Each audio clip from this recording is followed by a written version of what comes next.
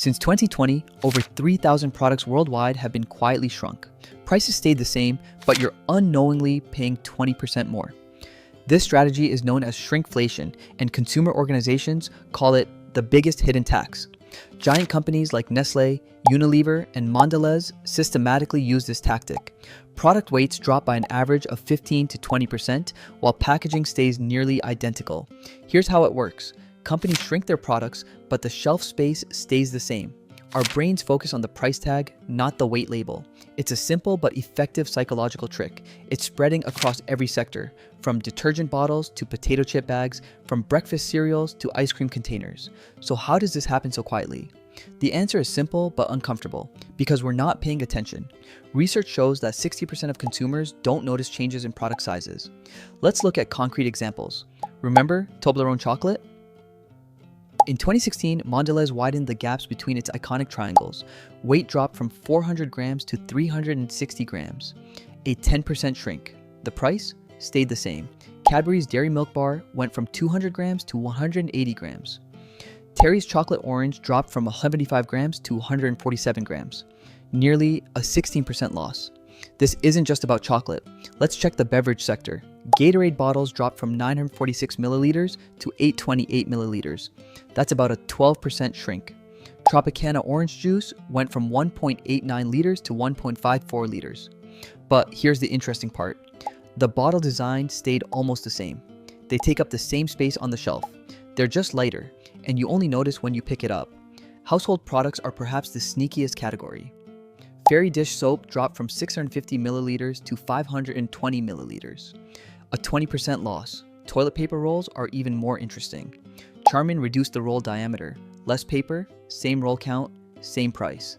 Detergent makers explain this by saying concentrated formula. However, independent tests show that concentration doesn't always compensate for weight loss. Now pause and think. If just 5 of the 20 products you buy weekly have shrunk by 15%, what does this add to your annual shopping? The average family spends about $12,000 on groceries per year. If 20% of products have suffered shrinkflation and the average loss is 15%, that family is spending an extra $450 per year without realizing it. But here's the interesting thing. Why do companies do this? Is it just greed? The reality is a bit more complex. Raw material costs have risen dramatically over the past 5 years. Wheat prices jumped 80%, cocoa 120%. Plastic packaging cost up 60%. Companies face 3 choices: raise prices, reduce profit, or shrink the product. The first option loses customers. The second angers shareholders. The third, it's the least visible. Consumer psychology research supports this. People are very sensitive to price increases, but size changes, not so much. However, some countries are taking action. France passed a shrinkflation labeling law in 2024.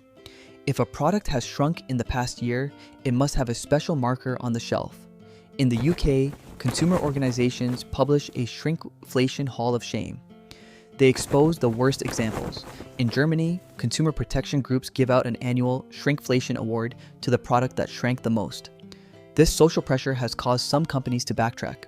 So what can you do as a consumer? Here are practical strategies. First, look at unit pricing.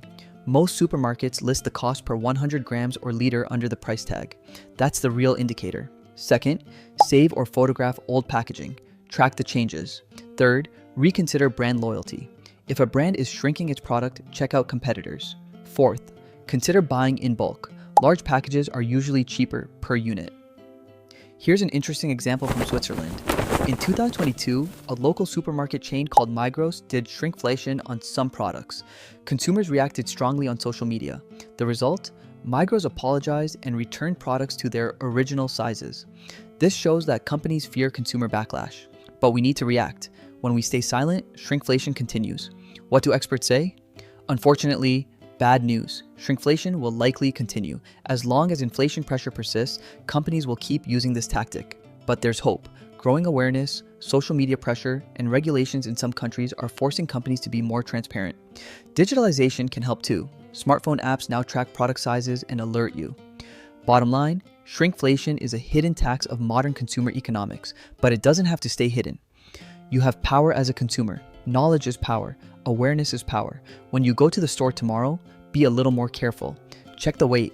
Compare, question, and if you see shrinkflation, don't stay silent. Share, comment, complain, because companies only change when consumers pay attention.